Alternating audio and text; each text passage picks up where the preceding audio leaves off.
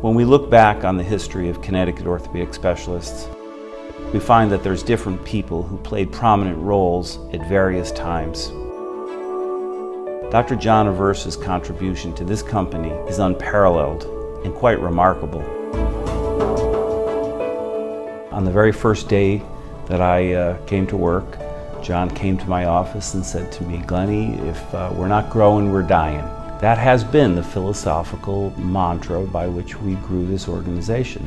It's hard not to like John Aversa, honestly. I think it's hard not to smile when he's around. I think it's hard not to enjoy, doing cases and working, helping people when he's involved, because he just brings such an elevated level of joy and energy to everything he does.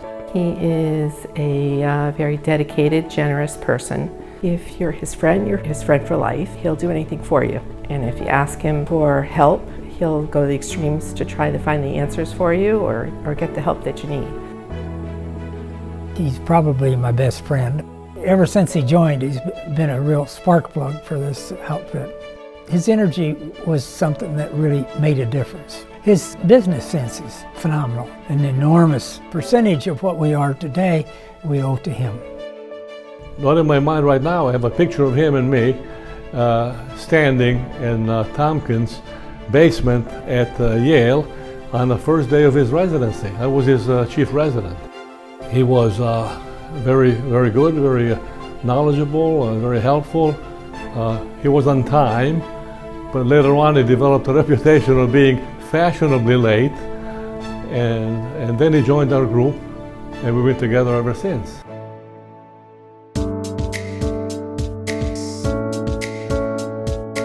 He embodies all the best qualities of a doctor: empathy, inquisitiveness, tireless dedication to his patients and to the welfare of his colleagues, an ongoing devotion to the art and to the science of medicine, and he's a true inspiration to all of us.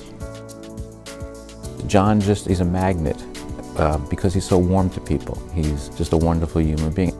Some of us love orthopedics. John adores orthopedics.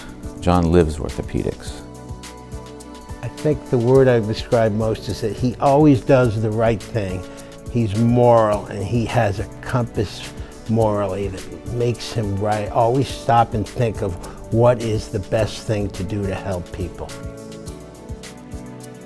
A leader is somebody that everyone is willing to follow.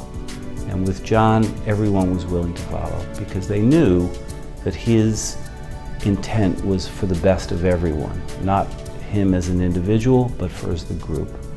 And it's for that reason that we succeeded. We succeeded because John led us. Well, if John learns that somebody's had an injury or has a family problem or any crisis, he makes himself available. His intentions and availability are not only sincere but heartfelt. This is his baby, and he loves every part about it and every person in it.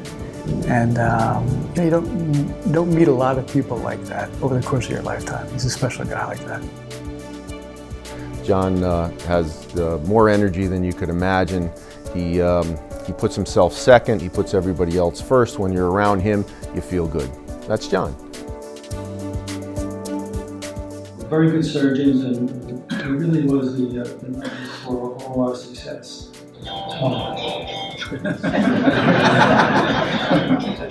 It's my cardiologist. Hey Vinny, I'll call you later.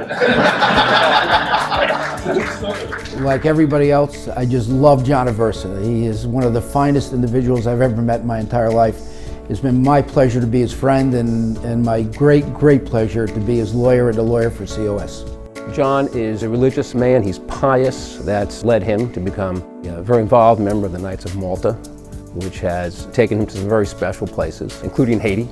John is a very selfless person. He is someone who puts others in front of himself, and he's also a visionary. He perhaps sees things that most of us don't see, and he's not afraid to take chances. I really owe my success, my career success to him, and he gave me the opportunity to shine. He's a wonderful man and really a part of my family, and in fact, he's the godfather of my daughter.